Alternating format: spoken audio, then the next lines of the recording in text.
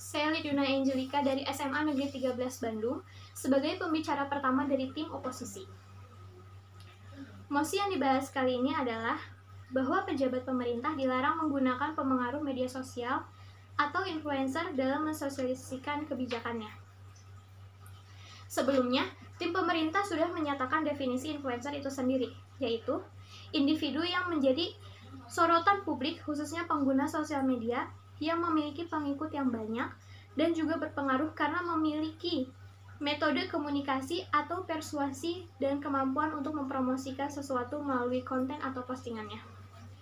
Berarti dalam hal ini, tim pemerintah telah menyetujui bahwa influencer adalah individu yang mempunyai kemampuan mengkomunikasikan dan mempersuasikan informasi. Poin kedua, tim pemerintah percaya dapat melaksanakan sosialisasi kebijakan dengan transparan, netral, dan objektif. Tapi pada faktanya, pemerintah seringkali menutup-nutupi fakta yang ada. Bahkan seringkali pemerintah menyatakan pernyataan-pernyataan palsu hanya sekedar menenangkan masyarakat. Poin yang ketiga yaitu, tim pemerintah menyatakan bahwa kebijakan publik seharusnya dikenalkan dan disebarluaskan kepada masyarakat dengan memberikan pemahaman secara menyeluruh dan komprehensif. Tapi pada kenyataannya, ketika pemerintah menyatakan kebijakan publik, masyarakat dibuat geram, bahkan sampai terjadi demo-demo yang ada di kantor-kantor pemerintahan. Seperti kasus yang kemarin sempat ramai, yaitu kasus Omnibus Law. Banyak sekali masyarakat yang marah dengan kebijakan Omnibus Law karena terjadi kesalahpahaman yang beredar antara masyarakat dan pemerintah itu sendiri. Pada saat itu, jika pemerintah bekerja sama dengan influencer, kesalahpahaman dapat diminimalisir karena influencer dapat menyampaikan maksud pemerintah dengan bahasa yang lebih mudah dipahami oleh masyarakat. Poin yang keempat yaitu, penyampaian kebijakan publik harus terbuka untuk diskusi yang berupa kritik dan saran. Namun sekarang, masyarakat dibuat ketakutan dengan adanya Undang-Undang ITE. Beberapa orang yang terkait dalam kasus ini justru berada dalam pihak masyarakat dan sepemahaman dengan masyarakat. Undang-Undang ITE menyebabkan masyarakat ketakutan untuk speak up keresahannya. Poin yang kelima yaitu,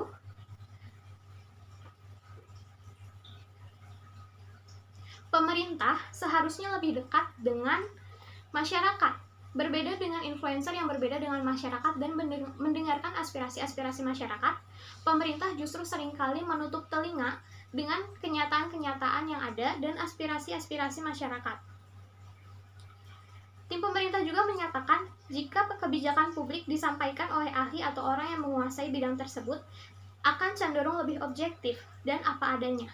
Namun, pada poin pertama, tim pemerintah menyatakan bahwa influencer adalah individu yang dapat mengkomunikasikan dan mempersuasikan informasi dengan baik.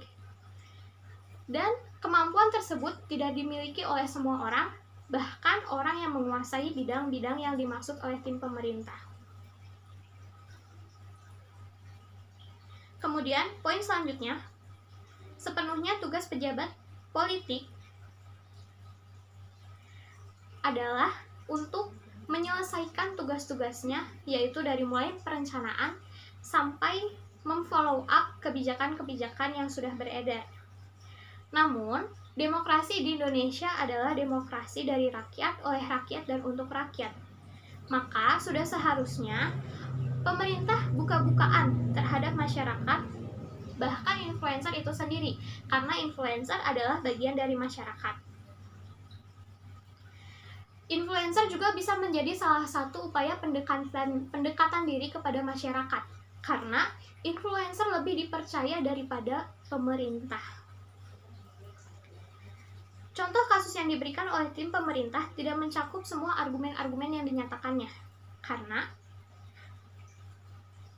kasus pentingnya vaksinasi sendiri sudah disosialisasikan oleh pemerintah.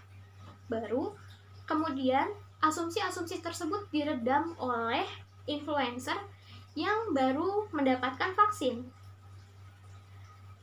Oleh sebab itu, seringkali pemerintah menyatakan menyatakan kebijakan-kebijakan publik dengan cara yang salah sehingga menggiring kemarahan-kemarahan juga opini-opini yang salah pada publik. Maka menurut kami, tim oposisi tidak ada salahnya untuk menggunakan influencer sebagai